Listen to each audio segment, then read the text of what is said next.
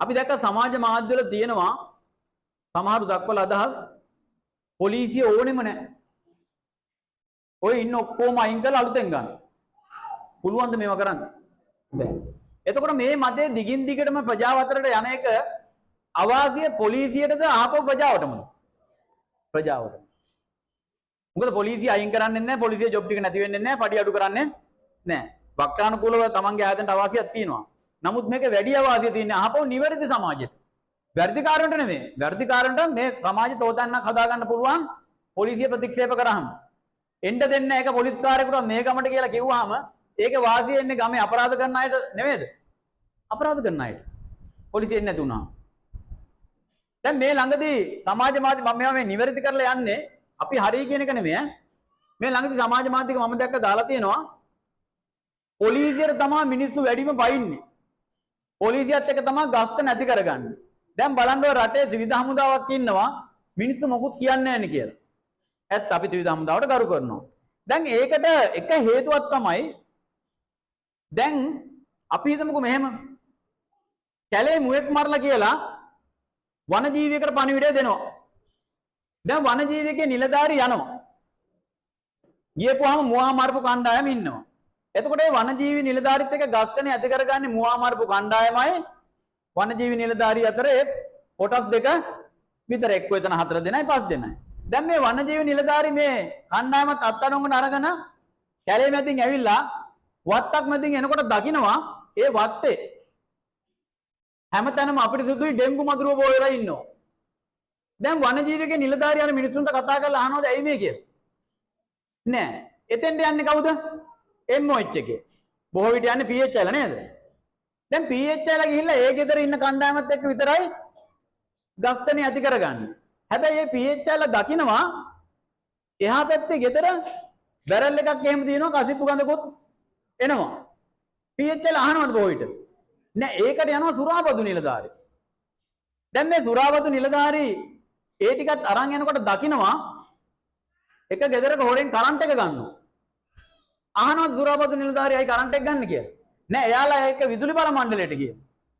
මේ විදුලි බල මණ්ඩලයේ නිලධාරී එනකොට දකින්නවා කැලේ ඇතුලේ ගහක් කපනවා. අහනවාද එයාලා අයියෝ ගස් කපන්නේ කියලා කැලේ? නෑ ඒකට එන්නේ කවුද? වන සංරක්ෂණයකේ. වන සංරක්ෂණයකින් ඇවිල්ලා ඒ ටික බලනකොට ඒ ටික බලාගෙන එනකොට දකින්නවා අනවසරෙන් වැලි කපාගෙන පස් කපාගෙන ටිපර් එකක් යනවා. ඒකට බොහෝ විට ඉන්න පතල්හා භූ විද්‍යාව ඒ කැණීම් සම්බන්ධ තියෙන ආයතන. නේද? ඔහොම දිගින් දිගටම ඒ ආයතන ටික ඒ වගකීම් ටික බෙදා ගන්න ගස්ත නැති කරගන්න ඒ කණ්ඩායමත් එක්ක විතර. අපි හිතමුකෝ පළවෙනි ඔය කියන හැම ගමනකම හැමතැනම පොලිස් නිලධාරී හිටියා කියලා. මොකද වෙන්නේ? ඒ හැම තැනටම ෆේස් කරන්න යන්න ඕනේ. හවුද නැද්ද? හොරෙන් ලයිට් ගත්තා අපිට දාන්න විදුලි බල මණ්ඩලය කියනවද? නෑ ඒ පොලිසියේ කොටසක් තියෙනවා. තිබුණත් නැතත් පොලිස් නිලධාරීන්ට මිනිස්සු කියනවා. ගහක් කපන එක බලන්න ඕනේ. වැලි කොට දාන එක බලන්න ඕනේ. ඩෙන්ගු මේක. ඩෙන්ගු මදුරු එක. කතා කරලා එයාලා කියනවාද PHLට?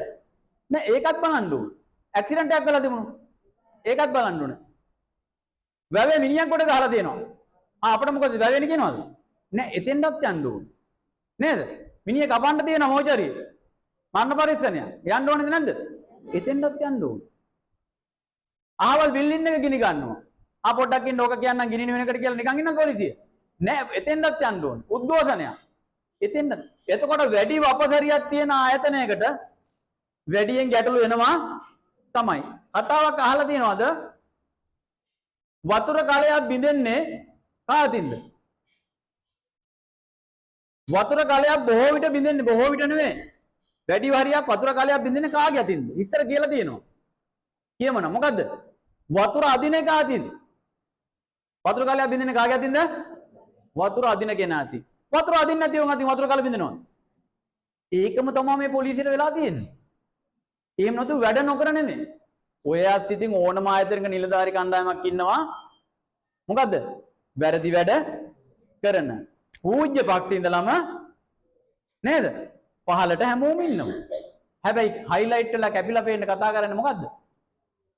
හැබැයි ඔය කියන අර මං කිව්ව ආයතන ටිකයි පොලිසියයි ඉඳවලා ඔයාලගෙන් ඇහුවොත් ඔයාලා කැමති අකමැතිම ආයතනය මෙතන මොකද්ද කියලා කවුද පෙන්වන්නේ? පොලිසිය පෙන්වන්නේ. දැන් මේ දේශන කරන්න ඕනේ කවුද? පොලිසියද? නෑ. මේවටත් ආයතන තියෙනවා. මුදල් වෙන් වෙනවා. පැහැදිලිද?